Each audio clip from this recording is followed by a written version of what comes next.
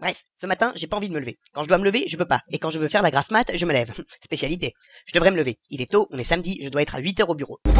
Je me lève. Je me dis que j'ai un boulot à la con. Je me dis que tout le monde dort le samedi. Je me brosse les dents et je me douche. Je me dis que normalement, le samedi, on dort. Je mange, je me barre. Je suis fatigué.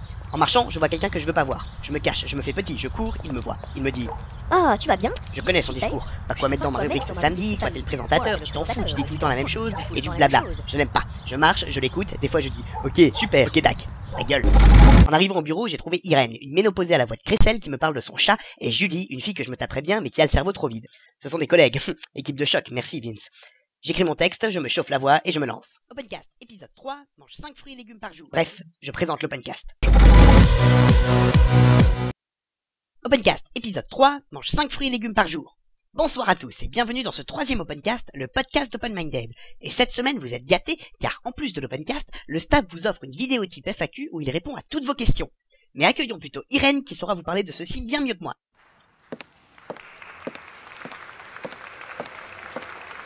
Et bonsoir à tous.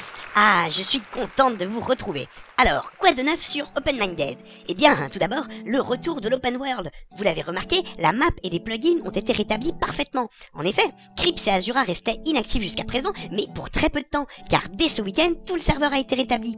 Laissez-moi donc vous expliquer. Open Minded est un serveur CraftBukkit. Bukkit fournit un serveur Minecraft qui permet d'utiliser des plugins améliorant la vie du serveur. Dis, ça t'emmerde ce que je raconte? Mais non, mais quoi? Eh bah tu me branches ce portable. Bon, je continue si monsieur veut bien.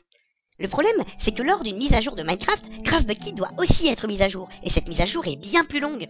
Donc, pour faire patienter, CraftBukkit sort régulièrement des dev builds, des versions encore buggées mais jouables, jusqu'à la recommanded build, la version définitive. Mon dieu, mais qu'est-ce que c'est intéressant! VeryGames ne permet normalement pas de jouer avec des dev builds, mais la mise à jour en 1.0 de CraftBukkit étant très longue, on a été autorisé à lancer une de ces dev builds, une version donc non définitive et non exempte de bugs. Eh bien, quel monologue! J'espère qu'il restera un peu de temps pour les autres rubriques. Accueillons tout de suite Julie, sortez-moi Irène à coups de pied et au pas de course! Mais... Bonsoir. Ah, quel plaisir de vous... On n'a pas le temps! Bon. Alors, au niveau people, vous serez gavés pour cette semaine par la vidéo FAQ. Mais il me reste cependant quelques petites choses que bien d'entre vous ne comprennent pas. Qui est le staff et qui sont les modos? Voici donc un petit point culture sur la hiérarchie d'Open Minded. Le staff est composé des 4 admins. Les 4 admins sont Kieran14 et Vamlord, anciennement nommés des dieux, et Bloodsticks et HVY Vince, les deux marqués admin. Tous arborent désormais le même rouge sur le chat, ainsi que la mention staff pour éviter la confusion. Ce sont eux qui décident de tout le côté administratif et des décisions relatives à l'administration du serveur. Ils s'occupent également des joueurs in-game et ont donc absolument tous les pouvoirs sur OPM. Puis viennent les modos, dont 2 actifs, 1 moins actif et 1 complètement absent. A noter donc Yanista35 et Park Felixer, les 2 modos actifs, les Renos le modérateur un peu moins présent, qu'on retrouve surtout le week-end, et Phoenix qui dispose des droits de modérateur car c'est celui qui a lancé OPRM sur VeryGames, mais il est complètement absent. Les modos s'occupent uniquement des joueurs et de la bonne tenue du jeu et des règles in-game. Ils sont là pour vous si vous êtes agressé sans raison, emmerdé par un Jean-Kevin, etc. Les maires ont ensuite le même devoir, mais uniquement au niveau de leur ville. Puis viennent les VIP, qui ont des droits en plus, mais pour leur faciliter leur propre gameplay, sans toutefois emmerder complètement les autres kékés. Merci Julie, superbe rubrique, et passez donc me voir dans mon bureau ce soir, j'ai des choses à vous dire. Eh bien, il est temps d'accueillir l'architecte. Oh, et merde. Oui, enfin, on sort de cette croûte de Vanilla. Je me réjouissais, et pourquoi revenir à cet open world complètement chaotique, géré par des croûtes d'admin?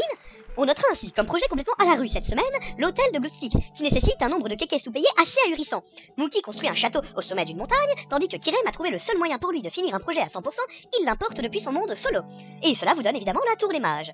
Enfin, j'ai une demande de l'arbin à transmettre de la part de Park Felixer, qui recherche des kékés à payer, pas grand chose évidemment, pour refaire la gare d'Amaryllis ainsi que les voies de Minecart. Enfin, un projet qui peut-être relève un peu le niveau. Katsio lance Legalization, une meute de voleurs et de rebelles qu'il va falloir éviter à tout prix. C'est mystérieux, hein?